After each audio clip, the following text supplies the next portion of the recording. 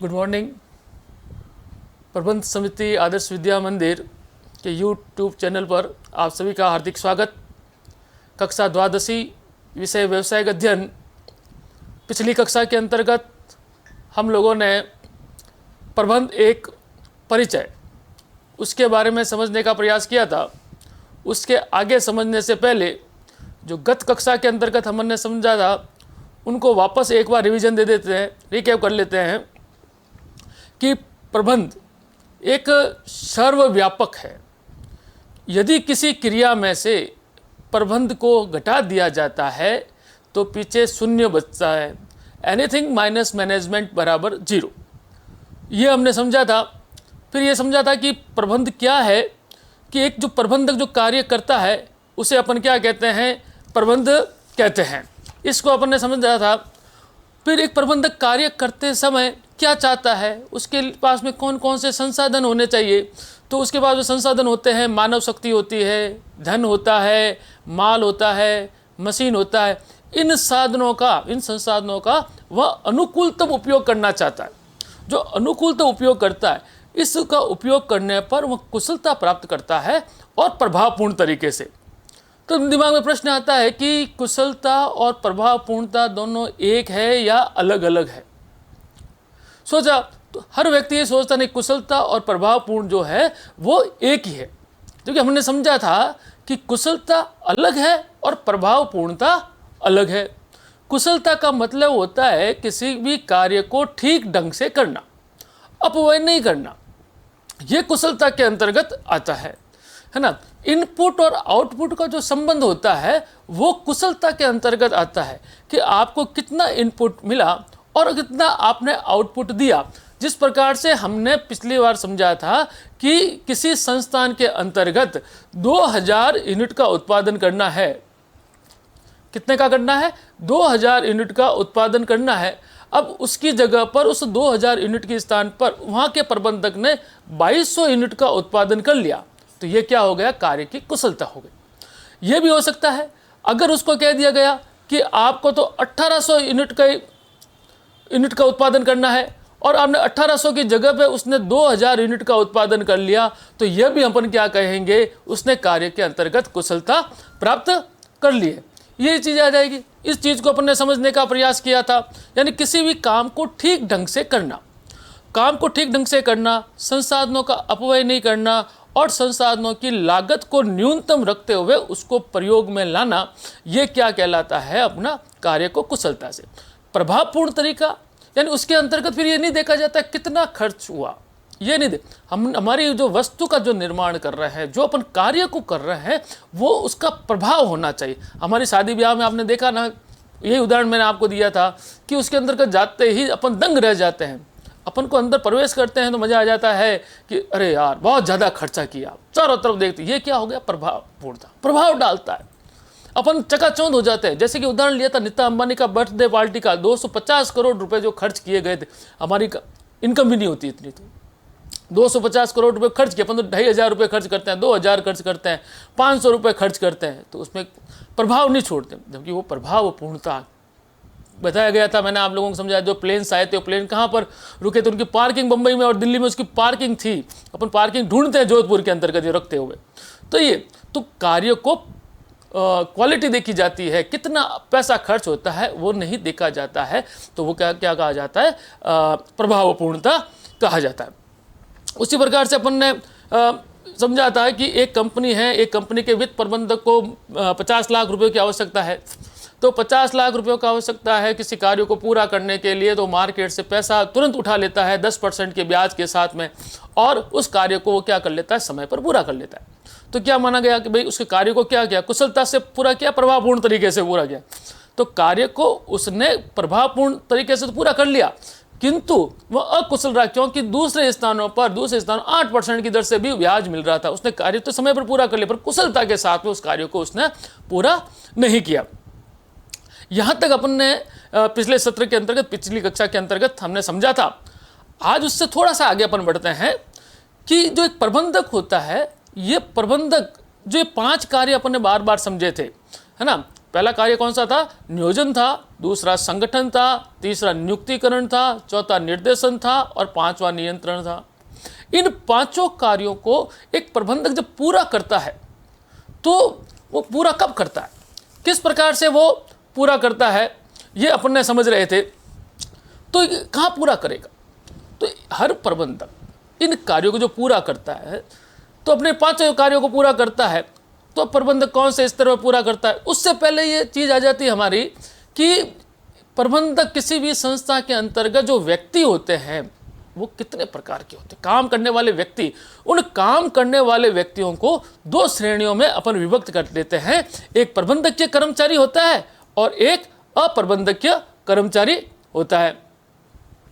प्रबंधकीय कर्मचारी और अप्रबंधकीय, फिर इन प्रबंधकीय कर्मचारियों को अपन तीन श्रेणी में बांटते हैं, उच्च स्तरीय, मध्य स्तरीय और निम्न स्तरीय। इन तीन भागों के अंतर्गत बांटा जाता है, ठीक है ना। प्रबंधकीय क्षेत्र, अब प्रबंधकीय कर्मचारी किसे कहेंगे?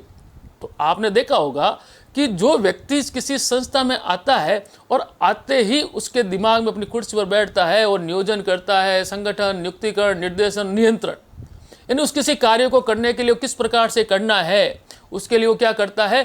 प्लानिंग करता है। जो प्लानिंग करता है तो प्लानिंग करता है और उसके बाद में उसका संगठन का निर्माण करता है। फिर कितने लोगों की उसको आवश्यकता होती है। आपने देखो कि मकान बनते हैं अपने, तो मकान बनते हैं तो ठेकेदार आता है और ठेकेदार आके देखता है भाई आज क्या क्या काम करना है, कितने मसाले की ज़रूरत होगी, कितने कर्मचारियों की उसको ज़रूरत होगी। तो जो कर्मचारियों की, कारीगरों की ज़रूरत होती है वो मोटरसाइकिल लेके देखा होगा आपने, आंकड़े चौराहे पे जाता है या नागौरी गेट पे जाता है या माँ मिंदर जाता है ना, दूसरे स्थानों पर जाता है। तो जाते लोग घेर लेते हैं, फिर उनको 4 जनों को 3 जनों को मोटरसाइकिलों पर बैठा के लेके आता है, तो कर्मचारी आ गए। और काम तो फिर उनको क्या करता है भाई ये काम करना है, किसी को दीवार बनाना है, किसी को मसाले बनाना होता है, इसी प्रकार से काम किया जाता है। यानी कि वो लोगों का क्या कर रहा है? प्रबंध कर रहा है और उसके साथ साथ में उनको डायरेक्शन भी दे रहा है, निर्देशित भी कर रहा है, फिर समय समय नियंत्रण भी करता है। ये तो हो गए, वो क्या हो गया? प्रबंधकीय। अब दूसरे होते हैं अप्रबंधकीय। कौन से होते हैं? अप्रबंधकीय कर्मचारी। अप्रबंधकीय कर्मचारी का मतलब होता है उसको कुछ नहीं करना है, वह आते ही सीधे अपने कार्य पे लग जाता है, तो वह अप्रबंधकीय। जैसे हमारे विद्यालय के अंतर्गत प्रबंधकीय क्षेत्र में कौन आते हैं? बड़े भैया जी आते हैं। आते ही देखेंगे, पूछेंगे सहायक प्रधानाचार्य का आज कौन कौन से आचार्य जी नहीं आए, उनका टाइम टेबल देखेंगे, उनकी जगह पर किस आचार्यों को भेजना है, कौन सा काम उनको करवाना है, ये कार्य। और जबकि सेवा सहयोगी जो आते हैं तो वो क्या करते हैं? आते वो देखते हैं कि कौन कौन से भैया जी आए, कौन कौन से नहीं आए, वो अपना झाड़ू उठाते हैं और काम पे लग जाते हैं। यानी जिसके अंडर में कोई नहीं होता है, जिसको किसी को निर्देशित नहीं करना होता है, वो अप्रबंधक। जिसको निर्देशित करना होता है, जिसको नियंत्रित करना होता है, जिसको प्लानिंग करनी होती है, वो क्या कहलाता है? प्रबंधकीय कहलाता है। आपको समझ में आया होगा। अब ये जो प्रबंधकीय कर्मचारी होते हैं इनको अपन फिर 3 श्रेणी में बांटते हैं, उच्च स्तरीय, मध्य स्तरीय और निम्न स्तरीय। 3 श्रेणियों के अंतर्गत। और चौथा एक और होता है प्लेटफॉर्म क्षेत्र। आगे जब समझेंगे तो और विस्तृत रूप से इनको समझेंगे। अभी अपन एक क्या समझ रहे हैं? परिचय ले रहे हैं कि प्रबंध होता क्या है, उसके बाद एक परिचय, सामान्य से परिचय ले रहे हैं अपन। तो उच्च स्तरीय प्रबंधक के अंतर्गत सामान्य चीज भी अपन समझ लेते हैं एक उदाहरण से। जो प्रबंध समिति आदर्श विद्या मंदिर है, जो सचिव साहब है वो उच्च स्तरीय प्रबंधक है। मध्य स्तरीय के अंतर कौन कौन से आ गए? आपके स्कूल के बड़े भैया जी आ गए या बड़ी दीदी आ गई, मध्य स्तरीय प्रबंधक, वो विद्यालय की देखते हैं। और निम्न स्तरीय प्रबंधक कौन से हो गए? आपके भैया जी आ गए, वो निम्न स्तरीय हो गए, है ना, उनको आपको ही कंट्रोल करना होता है। और प्लेटफॉर्म क्षेत्र के अंतर्गत आप लोग आ गए, आपको किसी का प्रबंध नहीं करना होता है, अप्रबंधकीय होते हैं, वो आ जाएंगे। तो उच्च स्तरीय प्रबंधक जो होते हैं, अब इनको अलग अलग बांट सकते हैं अपन कि जो प्रबंधक जॉब पर सीधे ही कार्य स्वयं भी पूरा कर लेते हैं उन्हें अपन अप्रबंधकीय कहते हैं। और प्रबंधकीय किसे कहे गए? जो कार्य को करते हैं, नियोजन, संगठन, नियुक्तिकरण और निर्देशन और नियंत्रण का कार्य करते हैं, उन्हें प्रबंधकीय कहते हैं। अब किसी भी कार्य को पूरा कर रहा है एक प्रबंधक जो होता है, श्रेणी आपको समझ में आ गई, उच्च स्तरीय, मध्य स्तरीय और निम्न स्तरीय और प्लेटफॉर्म क्षेत्र। उच्च स्तरीय वापस एक बार समझा देता हूं। उच्च स्तरीय मतलब कि CEO होते हैं, जो समस्त व्यवस्थाएं करते हैं, वित्त संबंधित क्या करते हैं? व्यवस्थाएं करते हैं। और मध्य श्रेणी का मतलब हो जाता है विभागीय मैनेजर हो जाते हैं। जैसे अपने विद्यालय के प्रधानाचार्य जी होते हैं वो विभागीय मैनेजर हो जाते हैं। और निम्न श्रेणी के आ जाएंगे प्रबंधक, अपने फॉरमैन हो जाते हैं, सुपरवाइजर हो जाते हैं, जो आपके विद्यालय के कौन से हो गए, आचार्य जी वहाँ दीदी हो जाते हैं। अब ये जो कार्य किया जाता है प्रबंधक के द्वारा, तो क्या किसी की हेल्प की आवश्यकता होती है या नहीं होती है? समझने की बात है। सोचो एक बार कि वो अपने आप ही काम कर लेगा, सब काम, उसको किसी की आवश्यकता ही नहीं होगी जॉब को पूरा करने के लिए, किसी की आवश्यकता होती है नहीं होती है। तो यहाँ पर प्रबंध के जो सिद्धांत हेनरी फेवल के द्वारा दिए गए 14 सिद्धांत और FW टेलर के द्वारा दिए गए 5 सिद्धांत, ये सिद्धांतों को सहायता से वह क्या करता है, अपने कार्य को, अपने उद्देश्य को क्या करता है, प्राप्त करता है। ये प्रबंधक के जो सिद्धांत होते हैं वो एक मार्गदर्शक के रूप में दायित्व निभाते हैं, उनको डायरेक्शन देते हैं, है ना। तो इन कार्यों को करता है। तो इन 5 कार्यों को जो किया जाता है वो अपने वापस एक बार संक्षिप्त रूप से समझ सकते हैं। ये 5 कार्य बहुत महत्वपूर्ण है, अच्छी तरह से समझिए, क्योंकि इन 5 नियोजन, संगठन, नियुक्तिकरण, निर्देशन और नियंत्रण, ये खुद अपने आप में एक एक चैप्टर है आपके, इसलिए इनको मैं बार बार बोल रहा हूँ और बार बार इनको समझा रहा हूँ। आगे जब अपन प्रबंध एक का लेसन पढ़ेंगे, प्रबंध का सिद्धांत पढ़ेंगे, उसके बाद में नियोजन के वाले लेसन स्टार्ट हो जाएंगे अपने। ये नियोजन, संगठन, नियुक्तिकरण, निर्देशन और नियंत्रण, इन 5 कार्यों के बारे में विस्तार से अपन क्या करेंगे, समझने का प्रयास करेंगे। तो ये 14 जो सिद्धांत, ये प्रबंध के जो 5 कार्य जानकारी प्राप्त करते हैं। तो पहला क्या आंसर हो गया, नियोजन। तो इसका अभिप्राय है कुछ भी करने से पहले सोचना कि हमें क्या करना है, कैसे करना है, कब करना है, कार्य किसके द्वारा करवाना है, ये कौन करेगा, ये सोचना, इसके अंतर्गत क्या आता है, नियोजन। उसके बाद में क्या आएगा अपना संगठन, ऑर्गेनाइजेशन। इसका अभिप्राय सामूहिक उद्देश्यों को प्राप्ति करने हेतु विभिन्न अंगों में मैत्रीपूर्ण समायोजन करना, एक दूसरे का सहयोग। जैसे कि अब किसी विद्यालय के अंतर्गत आप जाते हैं, आप 12th क्लास पास कर लेते हैं और 12th क्लास पास करने के बाद में आप स्थानांतरण प्रमाण पत्र लेने के लिए जाओगे भैया जी के पास में। तो कार्यालय के पास में गए आप, तो क्या होगा, वो क्या कहेंगे, सीधे मार्कशीट लेके आओ। अब मार्कशीट लाने के लिए कहाँ जाना पड़ेगा, परीक्षा विभाग के पास जाना पड़ेगा।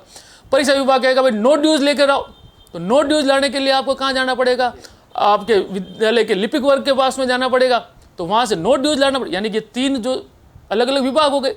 इन तीनों विभागों के मध्य में क्या होना चाहिए, मैत्रीपूर्ण संबंध होना चाहिए, समायोजन होना चाहिए। उसके बाद में अपना नियुक्तिकरण, इसका अभिप्राय पदों को लोगों से भरना और उन्हें भरे रहने देना, यानी योग्य व्यक्ति का योग्य पद पर क्या करना है, आपको चुनाव करना है।